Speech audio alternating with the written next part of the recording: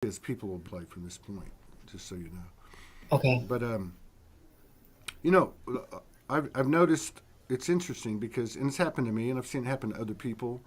As people are stepping into their power, it's not always balanced expressions. In fact, none of them are. They're all somewhat, diminished from the channel. But watching people step into their power, it has to be overly. It's not going to be held back, so it's got to come out really strong. And it's interesting because there's still like, okay, like, so when if you go back to like 2012, 13, 14, 15, I don't remember, but there was so much talk about the feminine, right? And rightfully so, rightfully so. I mean, let me fix this, get your name up there. So there was a lot of talk about the mother has landed, the feminine is back, and there was a whole kind of evolution of it, which was like, hurry up, men, or first of all, it was, we're not taking your crap anymore, and then it was, hurry up, like, you're slow and you're stupid, and I then, see. Mm. well, and then it seemed to shift back. Well, not back, but he came out end of last year, this year. I had my own stuff. Maybe you watched some of it. I mean, the whole Mother Goddess thing, the dark feminine, which was like, to me, the apex of the whole thing this summer with coming to Sedona and the whole journey of Soulogy Fest and all that. But it was so powerful to stand in a space where the mother herself unleashed the dark feminine on me, like out here in this parking lot, and Mhm. and I could love her unconditionally. It was a huge thing. I can't really convey it to people in the way and what it's meant to me. But what I was saying is now we seem to have come back, and there is a masculine energy that's taking hold, and and I believe it's created some disruption, just like the feminine did when she took her power, as she was taking her power. I think one of the differences is that the feminine seemed to do it over a period of years, you know what I mean? And Mhm. because she did, and I hate to even use the pronouns, because people over identify with it, and this is where I'll conclude it. But so he, so the masculine energy doesn't have to put in that time on the linear scale because she's already created enough of a disruption in the pre-existing field of consciousness that we play in. So anyway, so he comes barreling in, and it was a shocker. Now I think it's kind of starting to like do like this. But what I was going to say was that I have seen a few women that have been writing from a perspective that I can relate to, which is giving respect to the masculine. Not that the others aren't, but it's very much slanted to the feminine. Like the feminine sees this and the feminine that. And, where I think what's happening is the masculine's coming out and saying, hey, you don't even know me. You don't know who I am, you know? Mhm. Because I'm just finding out. So how the hell can you know? Because you can't. Just like we Yeah. had to find out about you. But the I guess the final part of it being that it's nice to see. Well, I guess the way I see you and some that write like you've been writing or talking is that you're actually looking at the masculine in yourself, and you're not seeing it as some external thing that you want to see happen, or when it happens then you have the validation and the guidance and direction. You're actually taking it into yourself. It's not has nothing to do with anybody else, which is very powerful to me. But thank you for coming on, and thank you for reaching out to me and giving me that message today. Um, and yeah, I'm just grateful that you're here. It's good to see you. Terrific. Thank you. I'm glad to be here too. That part that you just said has definitely been what the last couple of years has been for me. Like a lot of the masculines around me in my life, even if they weren't specifically in my life, I was really looking at what they were experiencing and what that was mirroring to me. Right. And that's been exceedingly powerful. And what I've realized is that, like what you said, like, yes, the feminines were working the spiral, but we could not have done that without the masculines holding their space Yeah. for us to do that. And so, how I've interpreted and understood it is as the masculines were doing what they were guided to do, as long as I wasn't projecting my stuff onto them and I was just using it as that mirror to me, Right. I could honor their process the same way I was learning to honor mine. And, whatever they choose from there is what they choose. But for me, it's been a huge part of my growth and showing up for myself. Yeah. Yeah. See, I mean, I'm not one to throw down absolutes or this is how it is and all that, but I'm watching these women step up slowly over time. Like Morgan, brought that to the surface. And this will go back a while, like a long while. But the process of it actually occurring, I'm here in the seat and I get to watch everything, and it's great. But what I've noticed this year, because I kind of put the call out after Soulogy Fest, and then all these women came out, and these shows have just been absolutely incredible. But they're stepping up. Like I have one coming on today from Switzerland, last minute. She says, "Hey, would you have this person on your show?" And I'm just like, "Well, what about you?" Because I could see it. And she said, "Well, my English is not that great. One day I will." And then she wrote back. I said, "Great, thank you." And then she wrote back. She goes, "Well, you know what? If I don't do it now, I'm never going to do it. Let's do it." So I'm like, "Okay, let's do it tomorrow." Well, I think that is the masculine in the women. The masculine part of these female incarnations is what's stepping up. It's actually the part that says we're going to go do this, and I think that because of the history, and it works both ways, by the way. That's an interesting conversation. How both are abused, but they look different.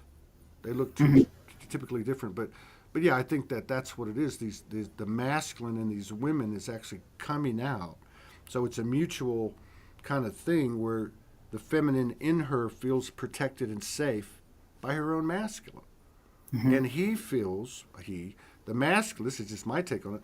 The masculine can do whatever. The masculine is the creator of the dream, right? But when the feminine is in equilibrium with the masculine, there is nothing that will inspire the masculine more than that. Nothing. It just like makes them invincible, So it's really interesting to see the makeup in men and women right now.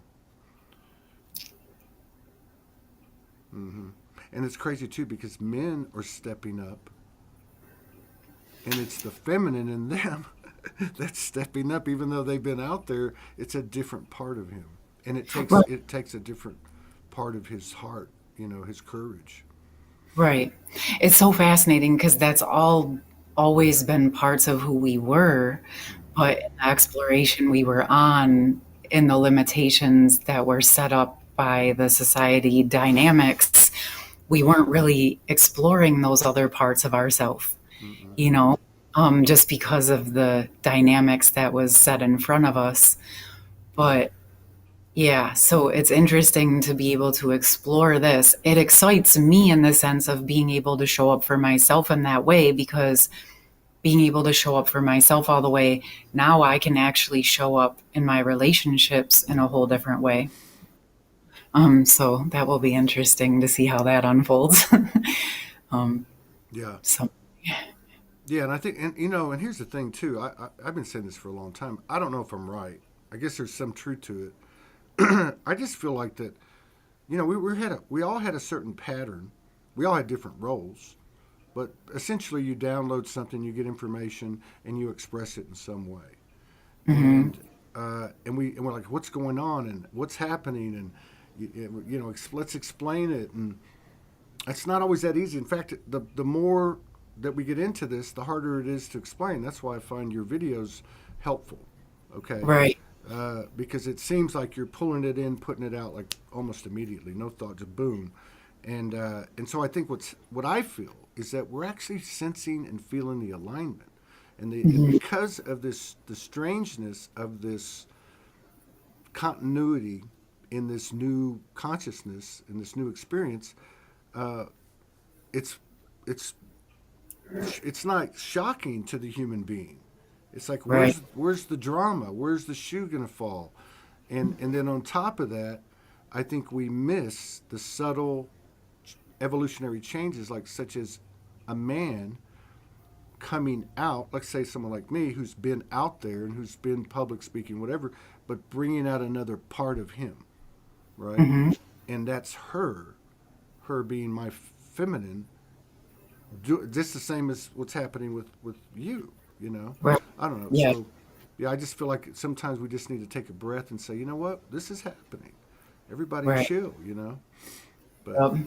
That's actually why I use the cards on my channel. There's been so much information that I've been over the last couple of years that I've been learning. It's like sometimes where do I even start? So I just use the cards as a prompt to know which thing to share. hmm Um, and it just helps. But that's like you said earlier that I'm putting out a lot right now. It's like there's so much to share. I just need that outlet, yeah. I Well, guess. that is unique because I'm not against cards. I'm not for cards. Yeah. I've actually learned more and more about it just through osmosis, through doing the show and just being around people. There's certainly something to it. It's all connected. It's all energy. But that's one thing that I also liked about what you were doing, because like, oh, how's she going to do this? And then I saw the rhythm, right? And it's your Mhm. connection. This is something that's been going on. You're just falling right back into this pattern that you've been coordinating in collaboration with, let's just say the infinite. But yeah, Hmm. I found it very Yeah. interesting. I wonder if you would want to just give us like a synopsis of the last 4 or 5, particularly the ones that you had. There was one I want to say about 4 or 5 days ago about the feminine. Oh, and the one in the turquoise shirt you were telling me. Okay, the masculine was before that. There was another masculine, or maybe even two more. But like, Yeah. how do you explain everything that's happening between these two gender energies within us?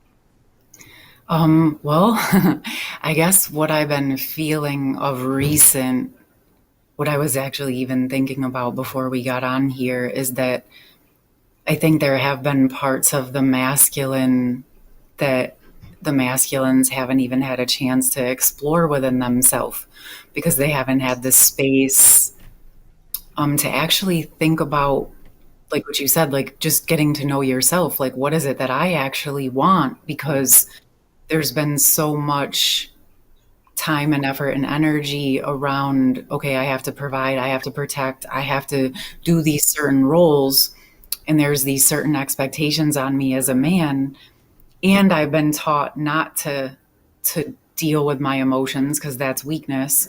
So really my question is, when have the masculines actually ever, when do they really get time to know exactly what it is that they want, really and truly? And I can relate to that within myself, even as a woman, because that's what I've been doing the last couple of years, was realizing that my kind of provider, protector energy was always helping everyone else. And I didn't even know what I really wanted. On some levels, I was kind of just going with what was all around me. And so I think, yes, within the masculine parts of ourself, whether you're masculine or feminine, the question would be, do you actually really know what you want? Have you ever really sat fully with yourself Mm-hmm. to drop into that? Um, that's what I'm seeing with that side. And then I guess with more of the feminine side, like you said, the parts that we've been already exploring and that we do know those parts of ourselves, it's like that's the part that's really kind of stepping up into more of the creative projects and kind of standing in that love and the unconditional love, and like what are we really going to build in as we move forward. And I probably identify with it that way because I am a female. Mm-hmm. uh, very aware of the dance that I have with both parts of those within myself on a daily basis. Mm, that's highly commendable. I don't go through my life thinking about my feminine and my masculine, but that's thought provoking. Well, I'll say this. I think it's just been part of what I was supposed to do to understand it, not necessarily what everybody else has to do. Right. It, does that make sense? Yeah, yeah. No, that makes total sense, and I agree with you. After seeing a couple of those videos, definitely, and knowing you from before. And here's the thing. Here's one of the things that I'm really beginning to understand. And I know this might not fit with a lot of people, but just hear me out. Hmm. The typical, we're talking typical stereotypical man, woman, right? Influenced in this evolution of this masculine, feminine, or rebalancing, whatever. They done the same damn thing. You see, she was doing all this for everyone because of the societal, norms. So when did she have time to know what she wanted? When did she have time to find out who she was? Now she was doing this because she was over giving, right? Well, Hmm. what the hell do you think he was doing? Exactly. Okay.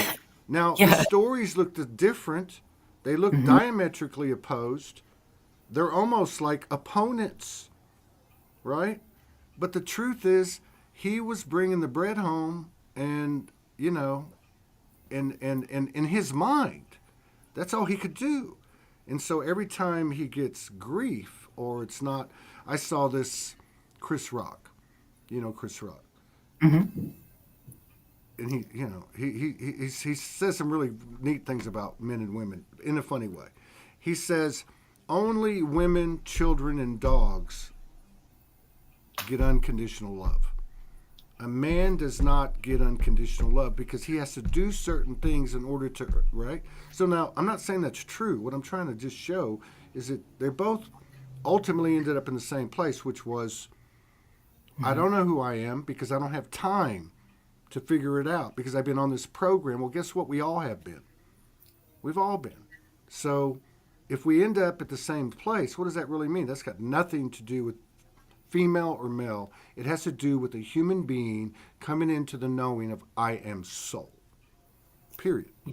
Right? Yep. So I agree. I think that's the biggest part that I've realized through this couple years is what you just said, is that's been the huge mirror between the typical masculine and feminine, is that it's been the same exact dynamics, just from the opposite. But at the core of it, it is the same exact thing. And that's what I've been noticing and learning through my experience the last couple of years. Mostly for me, it really became really strong through having that soul connection back that happened around the same time I met you guys. mm, That really brought it all up in my system. And I've had to work it the last 2.5 years, that initiation of really what all the stuff that came up for me. And this understanding of my own internal masculine and feminine was a result of that relationship and the mirror that it gave to me. So that's why I went so deep with it as far as internally, because that connection came to me in that way, like where it like was part of me, almost that like oneness. Even though he was a separate human being, the connection for me came through in that oneness energy. So it was like separate but not separate. And that really colored my experience and how I've navigated it the last couple of years. Um, I'm not like, even with the channel, it's like sometimes I just want to, like you said, I just want to be like, we're human. And I was kind of guided to just start with it as the masculine and feminine, but I'm not attached to it if it wants to evolve, because I think that it's important to give ourselves that space to just let it keep evolving. Um, and learning who we are as, like you said, as humans, as souls. And for me, this, that we're having this conversation and that we're at this point where we can do this, I'm excited about that, because yeah, that means are getting to know who we actually are as human beings, and then we can show up together and actually co-create within ourselves, but then together as communities, because now we know who we are, or we're getting there. Yeah. Yeah, because people are finding what moves them, their passions. I look at it as convergence. Convergence, you know, like the old saying, why can't I have it all? We're souls, for Christ's sake. So if I like this and this and this and this and that, why can't I just bring it like this? Well, that's only going to happen if I really get down with myself, find out who I am, which means I got to take the time. Like mine is a little bit inverted from yours, because one of the things that I've come into over the last year has been from the feminine within me to take care of myself. To care for myself, and most of all, that means to take time for myself. People think I'm busy all the time, and I do work a lot, but I work alone, and I make sure every night that I'm alone. I need to be alone. At this point in my life, I need to be alone. I need to have time with myself, even if it's 2 or 3 hours, and sometimes it turns into 8 hours. But Yeah. yeah, I mean, so like now that if you take the whole group and and they start to assimilate from this place where they're okay with themselves, and I know it's so hard to explain, because it all comes down to the same thing. Like there's something wrong with it if you don't love yourself enough. There's not. The good news is that we can fill it out. We can fill the cup 100%, and that's what we're doing. So I think like the taking things personal, the stories, the stories. Leave the fucking stories alone. What is it going to do for us now? Either you're carrying it with you or you're not. It doesn't mean that you're diminishing anything that's happened. But when it comes to this internal, I'm going to use a term, I don't like it, the internal battle, because that is what it is. It's the eternal battle, or the eternal repositioning and balancing of the heart and the mind. You can call the masculine the mind, you can call the feminine the heart, whatever you want to do it. But that's what we're doing. We're bringing them together. We're not getting rid of one or the other. And it's having a great impact, and that's feminine force. The feminine energy has created the expansion of the heart. And now as a result, we're saying, hey, this is who I am. This is what I want to do. Yeah. I feel like the heart, maybe that's why that post I said, I think the heart is where the masculine and feminine meet, Right. within us. It's like that's part of who we are. And I don't know, that just hit. It just feels like that's the space where they meet. And maybe because of the emotional part being more accepted with feminines, they dropped into their heart a bit different. But I feel like as the masculines are able to find their own connection with their own heart and their own emotionality and what it means for them in their own way is what's important. I definitely used to try to share with masculines in my life how I dealt with emotions. And that doesn't work. No. And I get that now, and my heart was coming from the right place, Of course. but it was in the understanding of realizing, like, no, that's the same way. I don't need them to fix things for me. I just want them to hold space. It's for me now to just hold space for them to figure it out for themselves, and just be there and show up as a caring, supportive woman in their life. Yeah. Great point. Because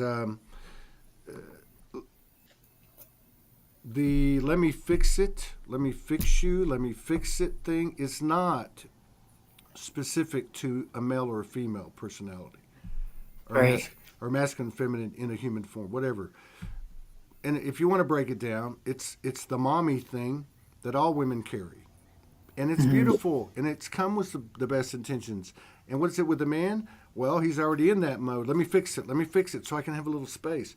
They both do it. We do it to each other, and this is something that I think is falling away too, because I think what's happening is now, if I want to fix you, then I'm not I'm missing something in myself or avoiding something in myself, and that's it. There's no other two ways about it. We can make up these stories and all that, but if I'm spending my time focusing on you or trying to fix you now at this point, then I'm gonna pay the price.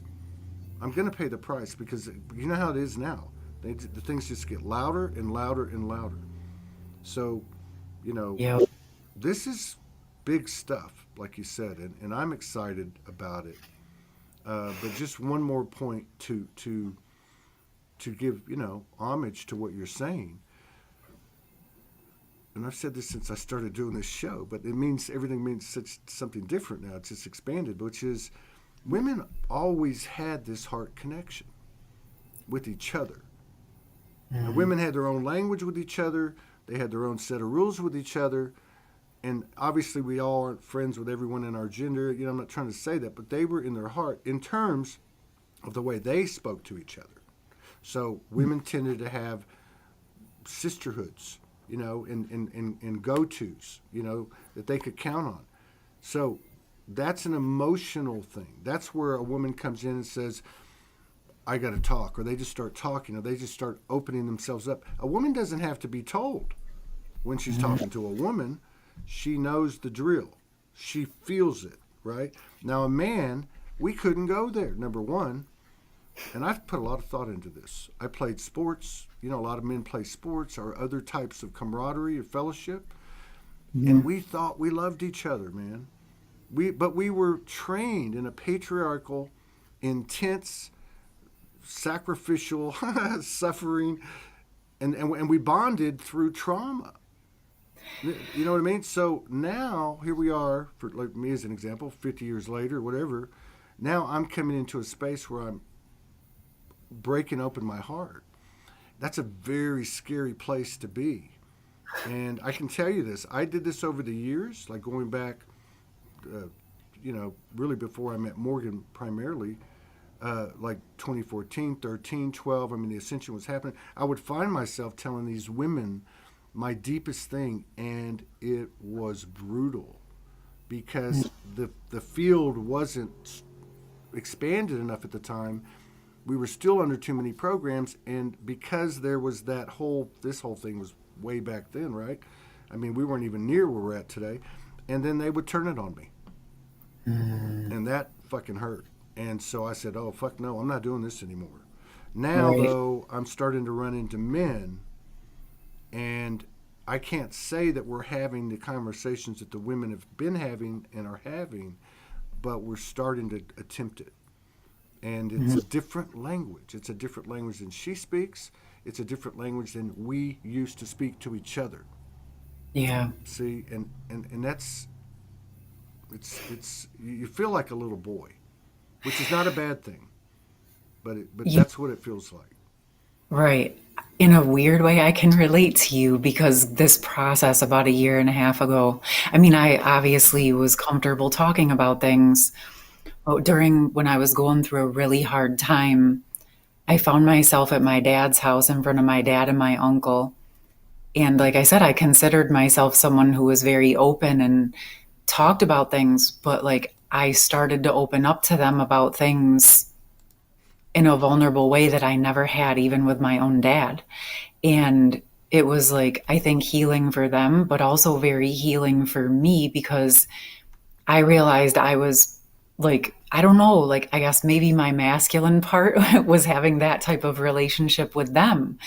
And it was, I don't know, I don't quite know how to explain it. I just know that it was a big shift for me. And like that, I never even realized I wasn't, it was kind of like I was always with the guys. So I was kind of one of the guys. And I didn't open up that part of me. And that day when I did, it changed the dynamic and it opened up a part of me. And I think they've talked to me about different things after that. So it was like it just opened up, like you said, that camaraderie, even between like men and women, when I let myself be vulnerable with them in a different way. Yeah. Yeah, there's so much to this, I occasionally spend time on reels, mostly not to just distract myself, but to look for things. What are people doing? And one of the things I noticed is, and you might have seen this, they'll have a guy, and he'll go up to a couple of girls, and one has a boyfriend, one doesn't. They're best friends. Let's do a loyalty test. And the woman will go. Now these are young kids, and I get that this is programming, but I'm trying to make a point here. This is the kind of things that we're continuing with, and what we're continuing with are the stigmatization and connotations that are so subtle and underneath there. We're all still privy to it. Nobody's walking on water, so everything is veiled, and we're not basically standing in the other person's shoes, and that's, I guess, what we're headed to. But what'll happen is she'll say, well, I think one was even her sister. That's her sister. She's like, call her boyfriend up and say, do you want to Netflix and chill? And the dudes are like, okay. Now, is that a sin? No, it's fucking programming. And if it's in the teens, what do you think it is for those who haven't unraveled? That's not a pig, okay? That's just simply a young man who has been put into the program, and at the core of that, he actually loves her. He loves the feminine, but he's just programmed, right? So, I mean, this is the kind of thing, if I look at that, or if you look at an issue like porn, or even sex in general, men are seen as pigs. It's a fact. 3 out of 4 hits on the internet are porn. And I guarantee you, just like in the light worker communities, it's the other way around, right? That most of those are men. But this is, I guess what I'm trying to say is, to be able to be aware of these things, not judge these things, not try to fix people, but to support them, to talk to them about it. Because look, we're finding out the more we talk about things, the better we are. That we don't have to go to rehab.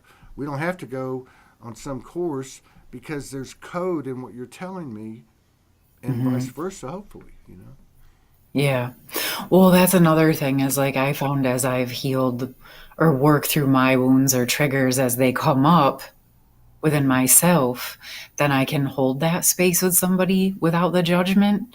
But that's the biggest thing, right? Like I've judged in the past. I'm sure I'll do it again. I won't sit in it. I'll move through it because we're human.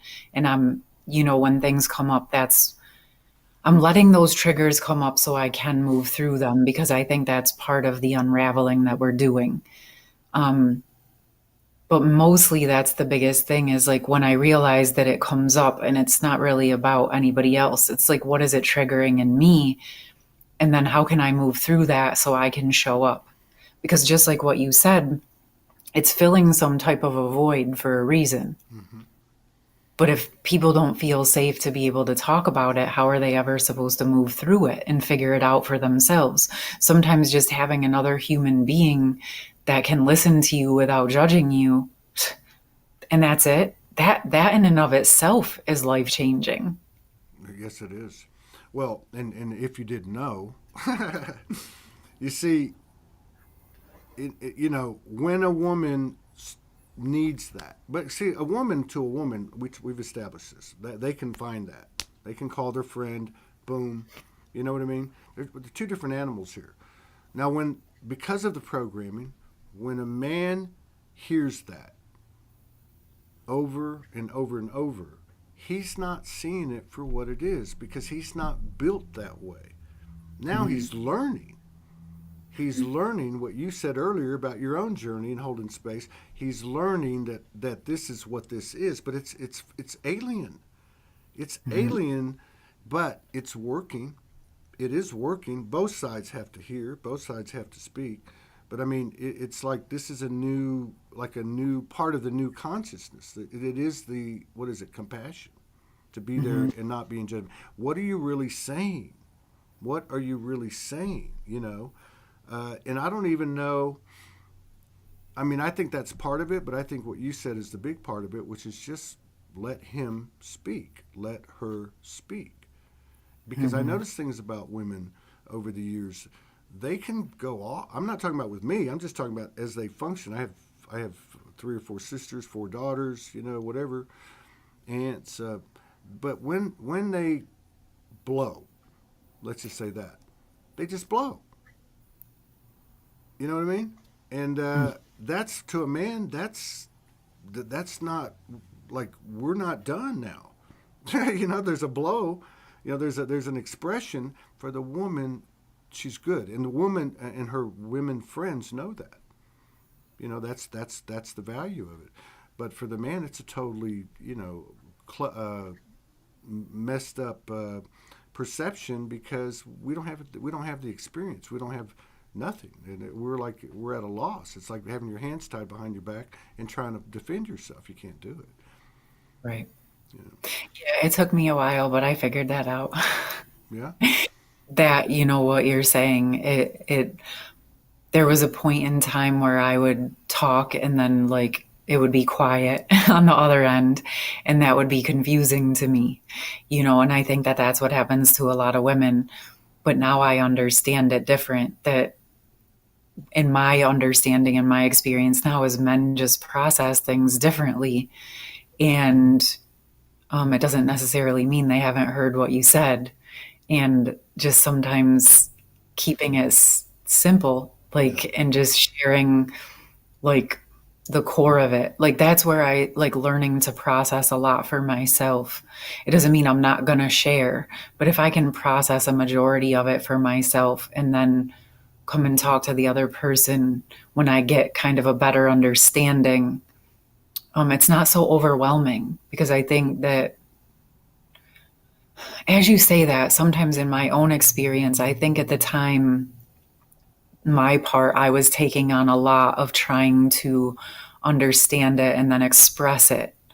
But I was taking on double the job in a way. So it didn't even give the space for the conversation to open up.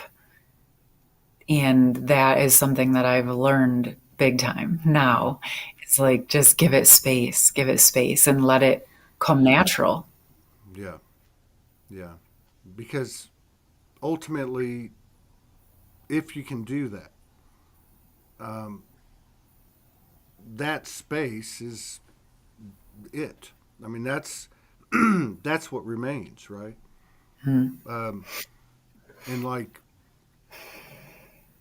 also, I think too, the I'm really I'm inspired and excited and enthusiastic about where we're at, because we've seemed to gotten to a point now where there's certainly that thing we were talking about, right? Like, it's starting to like fit, right?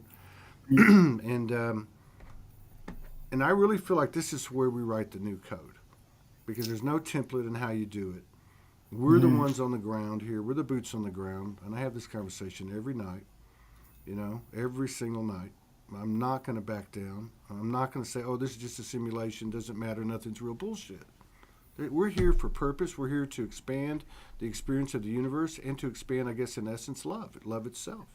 So that tells me that as much of a beating as a human being has taken, as much as there's been a war between the sexes, we have pushed past to a point now where the true divinity is starting to come out. And to me, that sounds, oh, wow, that's great. But what I've noticed is that there's all these subtle intricacies that we all carry because we are empathic. And as a result of that knowledge and that awareness, we were unaware that we carry the polarity, which is narcissist. Because to me, a narcissist, it's not a good word. I don't like the word. It's not because I'm afraid of it. I think of things more in frequencies, narcissistic frequencies. I'm made up of empathic frequencies, narcissistic frequencies from a human perspective that from a soul perspective are one and the same. But what I'm talking about is kind of a hierarchical superiority that we all carry because, oh, I get that. And they don't get that. Now, if we move to the point where I'm not going to try to fix you anymore and you're not going to try to fix me anymore, then we land in that space that you're talking about, which is space.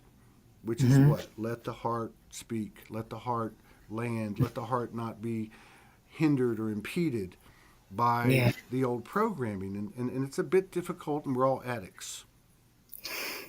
Yeah. With what, like, that's what I find I like about it the most is, say I share something and then you have time to sit with it, you have space to sit with it. You might get a whole different interpretation or information out of what I said that I would have never even known myself.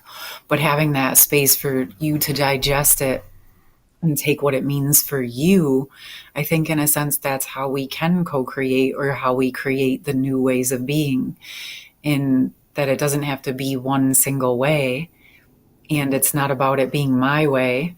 I'm more of, in a way, like, if I'm sharing love through what I'm sharing, then I have no attachment to how that translates for you. It's really just coming from a space of love. So my goal is really for it to just support you, troll it, or how you perceive it or receive it, but just how you take that and morph it into whatever works for you. Yeah. What she said. but, Did but that make sense? no, but there's a okay. So okay. It's a whole different way to communicate. Mm-hmm. We can look at the characteristics of our prior communication, which was a lot of talking, a lot of talking, a lot of message writing, a lot of back and forth. Look, we got to understand something. We only know how to communicate in a codependent consciousness field. That's it. That's it. And so it's very easy for us to fall back into that, and regardless of the charge, the drama, whatever, we know it. We can find our false self in there.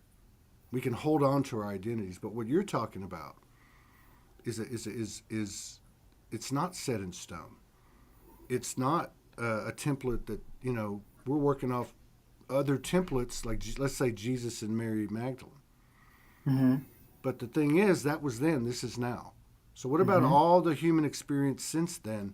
That's not trash. That's not junk DNA. That's valuable code that the universe didn't have until we did this. So, I think, we have to look at ourselves even more now, even more so, in order to bring our best to the table. But I think overall, as I have felt for a while, we have enough information. We have enough has been disclosed. Enough is conspiracy. We have enough information, at least a group of us, that we can now say, I'm a soul in a human body. I'm not going to deal with these fucking programs anymore. Okay? I'm not. So what does that do? Well, if I look at the solar flash is coming, Nibiru is coming, Jesus is coming, or this is what is happening, this is how it's going to happen, and you could break this down into twins, you could break it down into ascension in general. These are suggestions. These are somebody's not pure channel. So for me, this whole thing about the space doesn't mean necessarily separation. It means the same thing we do for ourselves. What do? We sit and we're quiet.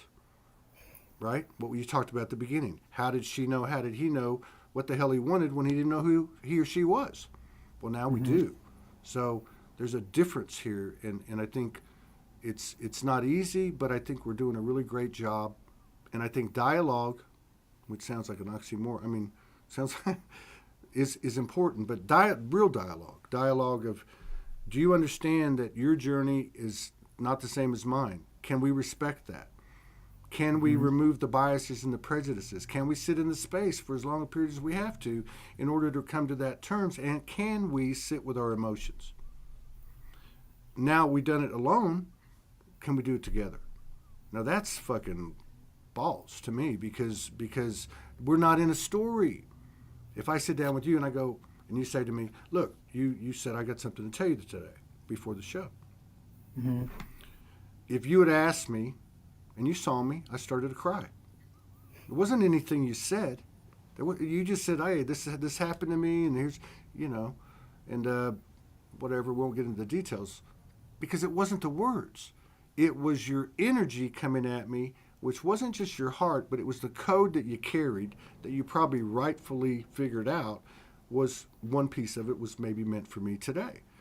But it was, if you ask me what it was, it was just like tears of gratitude and reverence and like, wow, I am a soul.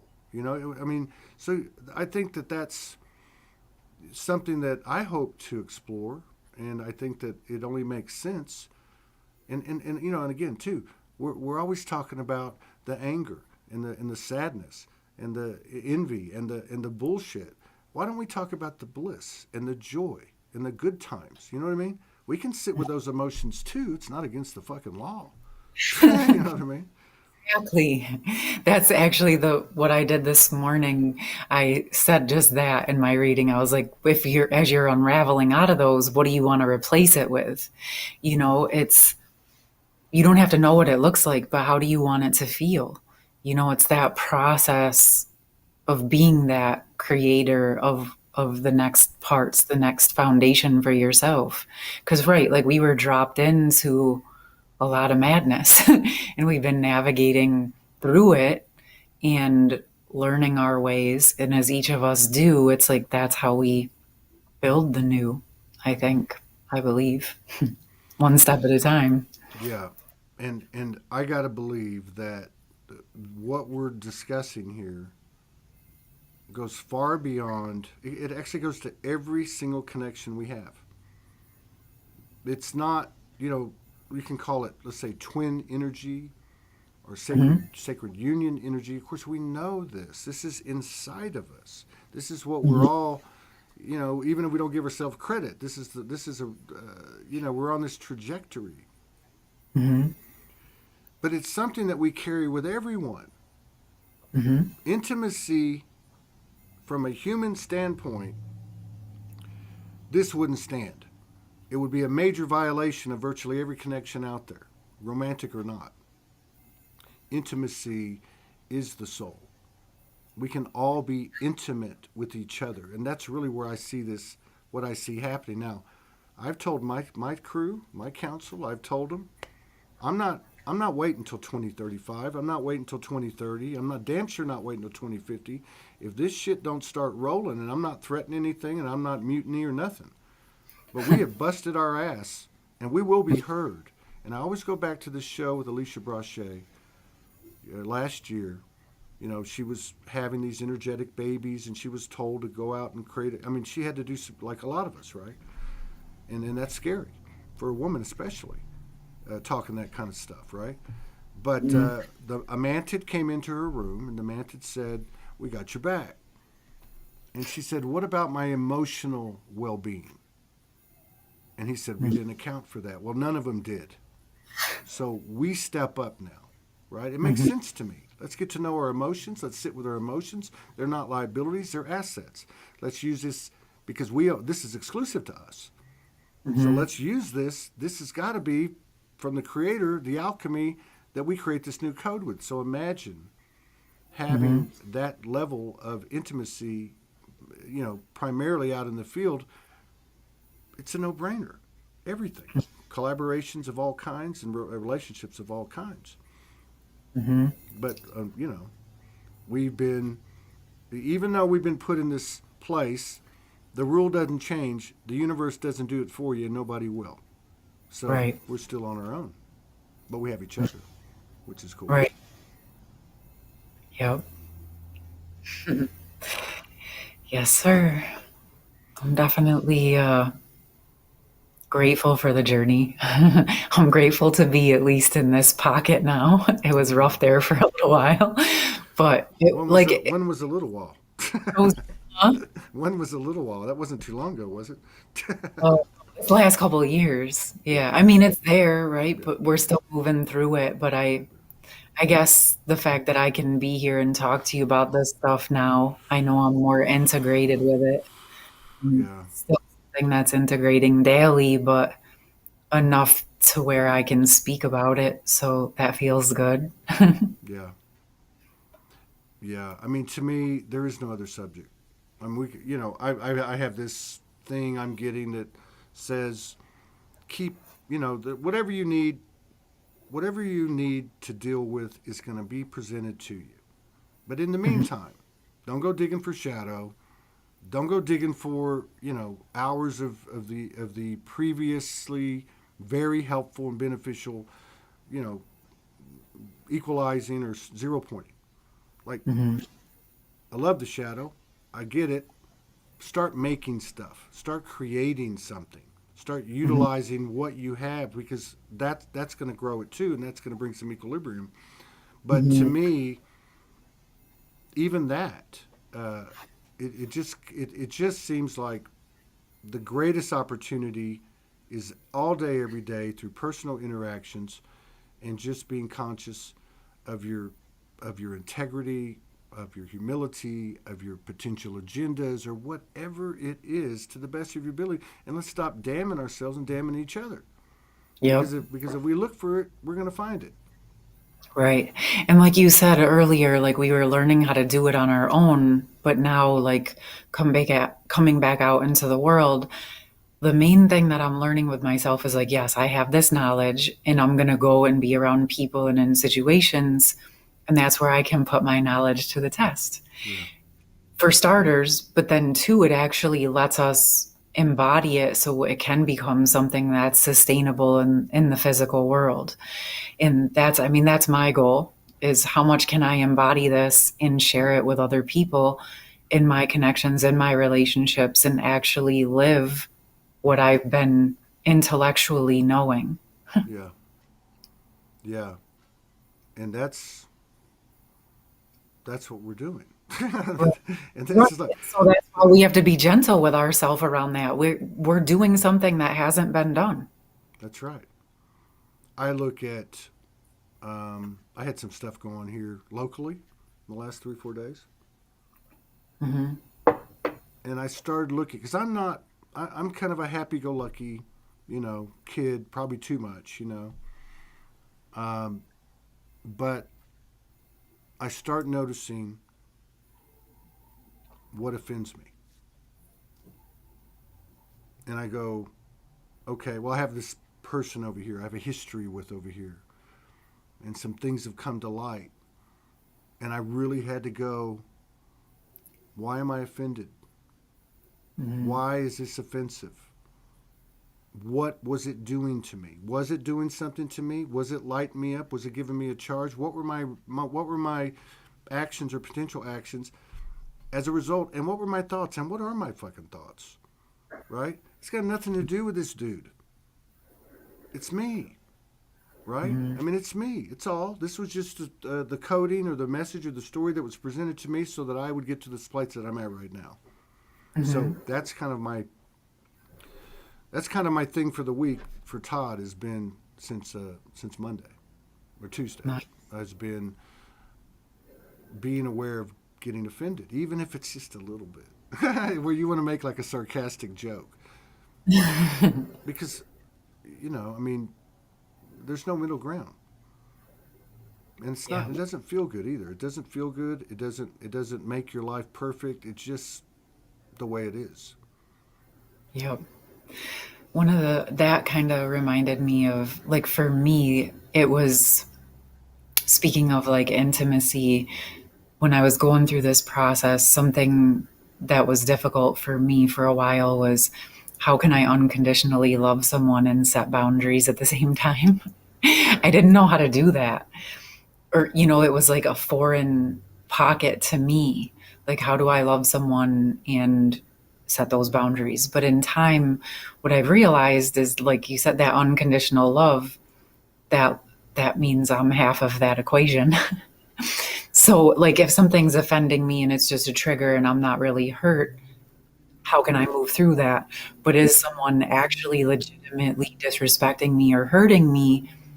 How can I set a healthy boundary around that and still love them? I might have to do it from over here, depending on how they respond to my boundary. But it doesn't take away the love that I have for them.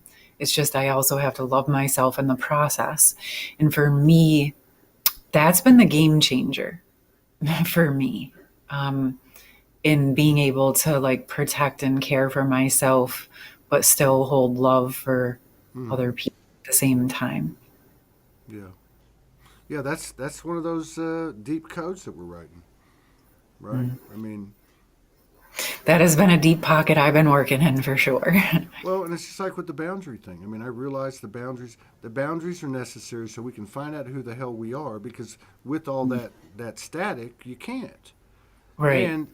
And so then step two is like, wait a minute, wait a minute. I let those people, I let that government, I let the religion, whatever. I gave them permission. So Hmm. the second part is, oh, well then I don't really have anything to hold against these people.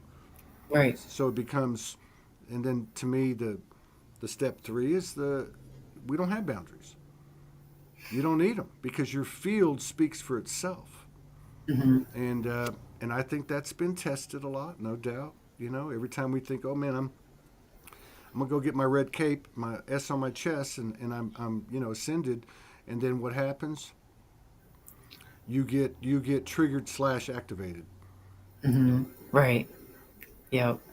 and I don't know. I guess maybe part of what we're doing is these things come up so they can be seen and respected and honored and released in our own crazy human way.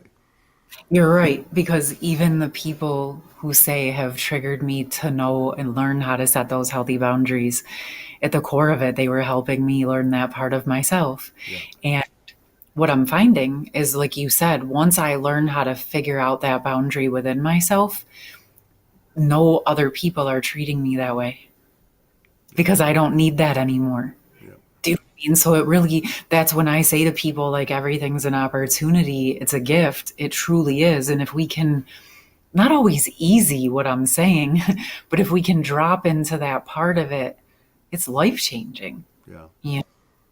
yeah.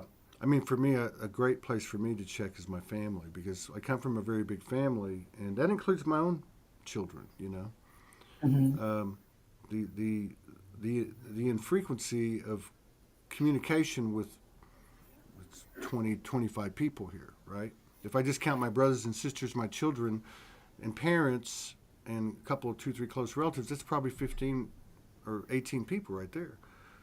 Hmm. Um, Two of those have been the biggest antagonists in my life. And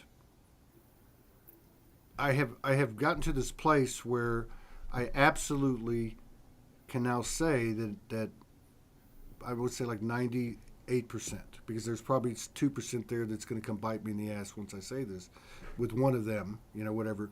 But I can look at them now and I see, I'm not seeing it anymore from the human perspective. I'm seeing it from the soul perspective. I'm seeing that they, and vice versa, played a role, an antagonistic role, whatever, here for me. I'm not worried about the narratives and the galactic wars and the ancestral lineage and the disputes and feuds. This is right now, real time. I can look at these two souls and go, you know what? I would not be who I am today. I would not. So if they were my chief antagonists, they have to be two of the top three or four or five influences in my life that have made me who I am or helped me and collaborated with me.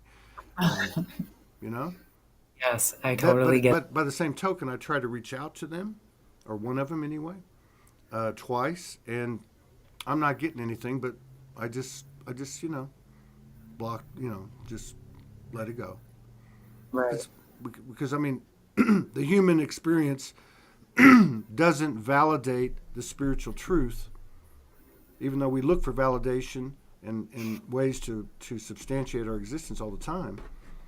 But Yeah. if we it seems like as we keep going and we keep doing these things, which seem very menial in the context of our multidimensionality because they're so human and mundane, but they are showing that you know we have a huge potential here, and Hmm. very quickly too. I think.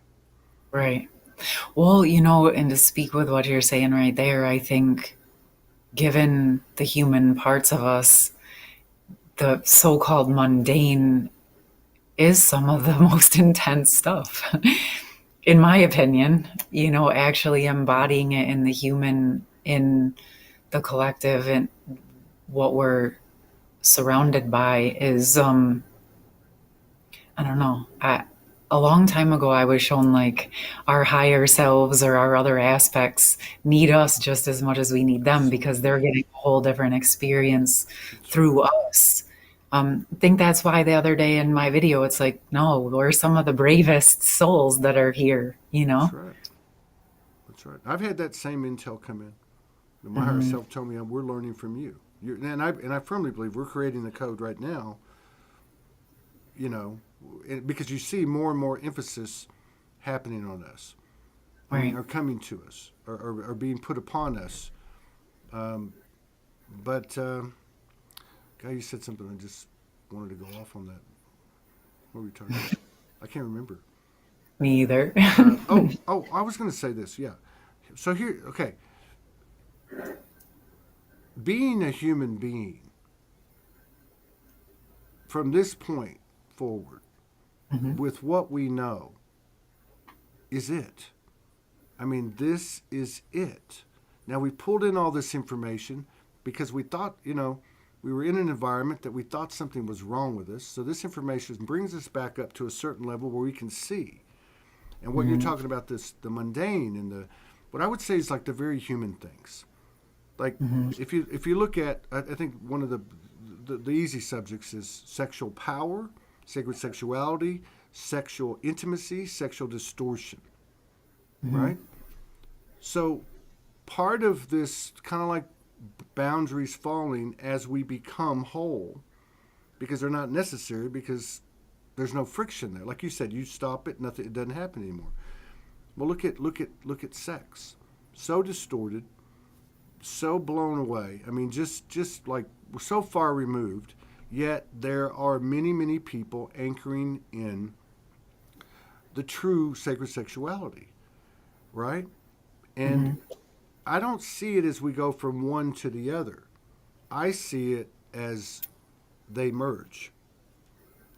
It's Same. okay to be a human being. It's okay to go out and, you're out hiking with your partner and say, "Hey, let's go behind that rock."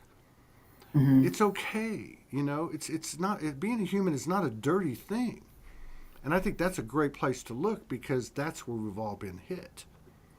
Right. I actually spoke about that a bit too because it is I mean, why like bring the best of both worlds together? You don't have to necessarily give up everything that you enjoy or connect with to go and bring in your spiritual parts. And I think maybe that's some of why there's been resistance to that part of it in both directions, right? Mm-hmm. It's like thinking that we have to give up one part for the other, but why not do all that and be able to have access to all of those things? That's kind of the point to me. I think finding the blend of what works and accessing all of who you are instead of just small parts or pockets. Yeah. I mean, I'm in Sedona, and Oh, you can't eat here for less than $25. I mean, it's ridiculous. So I go to a Whole Food, and every now and then I go to McDonald's, like probably once every 2 or 3 months. Now it's mhm, something I did when I was on the street. I learned to alchemize the dollar menu and all that. But the reason that I go and I get a Big Mac and a double cheeseburger and a coffee because I don't know how to explain it, but for me, it kind of anchors me, it grounds me. I know it sounds crazy, but it's the experience itself. It's the sensory experience. It's the memories that come back from when I was on the street, and mhm. there's something grounding about it. But if you look at it from our vantage point as light workers, something's wrong with Todd. No, nothing's wrong with Todd. Something's actually right with Todd. I actually am going to take 30 minutes and enjoy this coffee and enjoy these two burgers, even though they're full of whatever they're full of, but that's not going to Mhm. affect me because I'm dealing with it all as energy. I guess I'm just trying to say that being a human being isn't isn't isn't a crime. It isn't anything to be ashamed of. And I think that's really where we're going to find our mark, but we're not going to find it without the masculine and the feminine. We're not. It's just not going to happen. So we can do whatever we want to do, but I think this is where the rubber meets the road now. Really. I think that the things that we're talking about is that foundation, like that self acceptance, that your connection with McDonald's and how you view it and bringing that into your body and what that means for you. That's the energy that it is for you. It's when people feel disconnected from why they're doing it, or they feel wrong for doing it, Mm-hmm. what everything told them. That's like when it can shift the energy. But it's really, like you said, about that self-acceptance or our experiences that we're choosing to open up to all of that Yeah. and Yeah. just let it be what it is without that self-judgment. Yeah. Emotion, Sarah Yon. Emotion. That's it. I eat it, and I enjoy it, whatever the situation is. Right. But and so like this frustrates me, and I'm hoping, and I'm not hoping, but I'm happy that we're going to be expanding this platform in the future, because this is what needs to come out, in my opinion. If I have a role, my role is to promote these frequencies of these conversations, and of the people that provide them, because all I see out there, and I got work to do, I admit it, is clickbait. Accentuating the story, reinforcing separation and division and hierarchical superiority inferiority complexes, narcissism, empath. Too much light is just as much a problem as too much dark. We bring both in, every person, every place, everything. And the thing about, and again, it's always backwards, right? You would think that you go to civil mind control or you go to a program of some light worker that puts out for 12 weeks and you come out and you're new on the other side. But it's these types of conversations, they bring the quickest activation and transformation. We don't even know it. It's like all in our field, like you telling me that this morning. Again, it wasn't the words. I remember a little of the words because it was really just a story. You didn't offer anything. You just said this is a story, and I think you might need to hear it, right? So it was the openness, right? And you would know that as a practitioner because your sessions go accordingly, you know, to how open typically, let's say the client is. Mm-hmm. Yep. So what do you have? Do you have anything planned? I know you got the YouTube channel going, Harmonious Heart. Is that what it is? Yeah, Harmonious Hearts. That's where I'm doing the majority of my stuff. Actually, interestingly, I've been doing some groups, Mm. and I've been noticing this is kind of ironic, right? I was excited that I had a group and it was half masculine and half feminine. Really?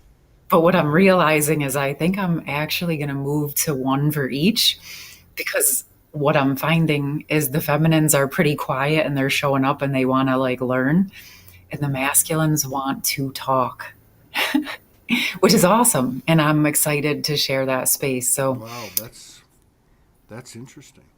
yeah, I'm, it is. Hmm? I mean, Go ahead. obviously, no. I'm sorry.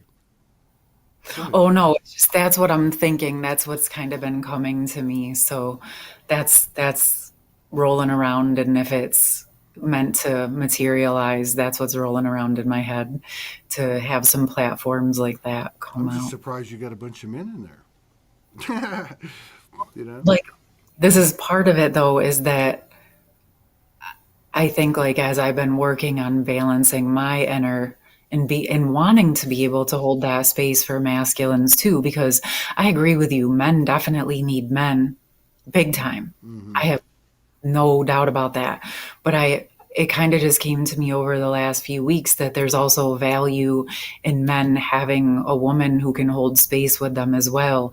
One that they don't have to provide for or protect or, worry about all of those things, where they can just have kind of that peer safe space.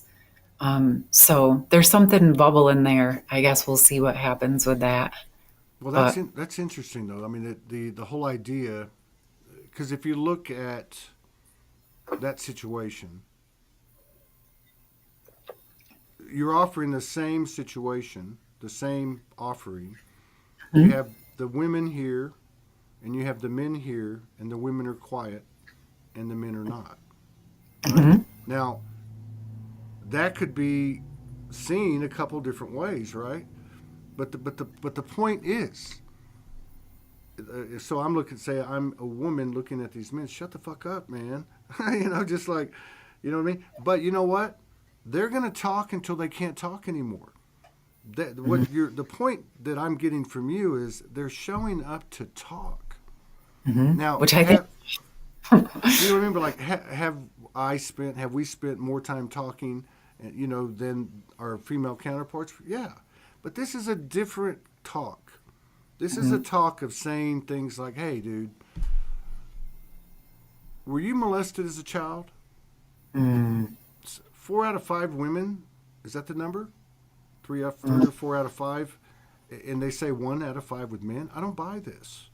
Or what's it like for you? What's really going on with you? How do you feel about women? How do you feel about women when they come at you? What do you think women think about you? I mean, just, this is not this fluffy, I'm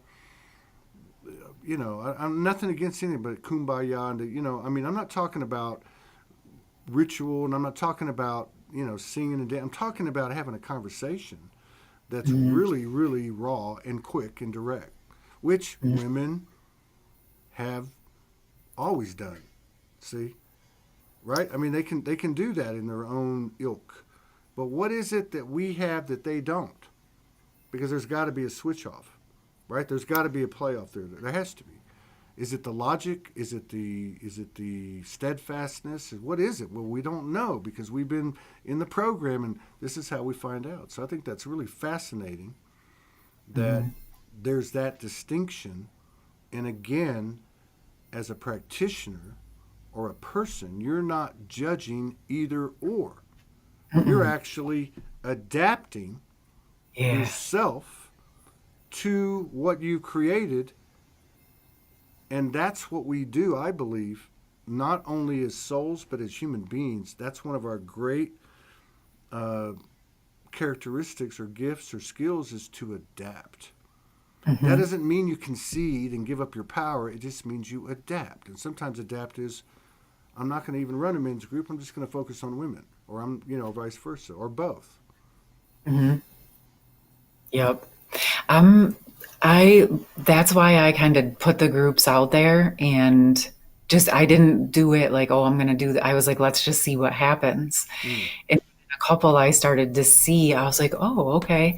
And so, I'm going to try one of each, and then see what happens and see if that supports what they're looking for. And I know what I'm capable of. So I just let myself show up and support in that way. And trust whoever can benefit from connecting with me will. That's how I work. Well, I think those things should be on broadcast. Those things should be broadcasted out there. Where you see, and we've done it here. I mean, I'm not anything. I might be more tenured or more experienced, or maybe have a different perspective, because I've done so many productions over the years. But it's one thing, you turn it on and there's 8 panelists, and the panelists all have books, and I'm talking about, and we've done it a few times on here. I'm talking about where you have a group, and I know that's personal and things would have, but I'm just saying, it's one way or the other. How do we get that out there? Like, that would be so powerful to have people actually just having a conversation as if the camera's not even on them, right? I mean, that would be gold, and I'm sure it'll happen. I'm sure it'll happen because I'll call you and convince you to do it. No, I'm kidding. Yeah. Let's try it. What can it hurt? Well, I just it. I don't know. I deal with that spontaneity every day. I try. I've just something I've known that works, and I get it's a blast. Like Janine Stadler was on yesterday. Fascinating story. Fascinating story. You know, and I've known her for a few months. I mean, she's severely incapacitated. Her brain is affected. I mean, and then there was a whole story about fighting big pharma. One woman, like Erin Brockovich, this Wow. whole thing, and to sit there and talk to a person who's been through all that shit, especially these last years. A lot of Hmm. us went through stuff. 2012 hits, we come out, and we're on the. This is some people getting it the last 2, 3, 4 years. But to talk to somebody who has that glint in her eye, like you were saying earlier, you're good to this degree because you can talk about these things and you're not charged, right? Hmm. To be able to talk to someone like that, or Leon Beaton, he's there, he's on the audience now. He was talking when he was on a couple of weeks ago. Like those things, like those to me are, and they don't get the press in the linear world, but I think that's changing. Yep. Do what we can do, right, with what we have when we have it. Yeah. Well, I really appreciate you, Danielle. I would encourage people to go to Harmonious Hearts on YouTube because the two things about your videos. One, they're very unique in the sense that they do have a direct. I mean, you don't avoid anything. Direct. Yeah. You're not telling people how to. You're just saying this is what I'm seeing real time, my way. And the other thing I like about them is they're not long, but they're not short. They're right in the middle, which I've studied this stuff for years, and it's hard to keep uh, an audience attention span in the internet. The average is only like less than 2 minutes, but yours has a nice like 12 minutes, 17 minutes. I mean, they're different ones, but man, Yeah. I would encourage people to get over there and check that content out. I appreciate that. In fact, I've downloaded some of yours. I don't, and I do this all the time with other people. I haven't had anybody get upset with me over the years, but yeah, I'm just cutting little clips out of people like you and other people that put stuff out, so I can run it through the channel feed, as we get closer and closer to running stuff 24 hours a day. That's cool. It's good stuff. Yeah, it's good stuff. All right, All right. appreciate Thank you you. so much. I You appreciate take. you. Love you. Thank you for everything you're doing, and I'll see you again soon. You All take care. right. Okay. Thanks.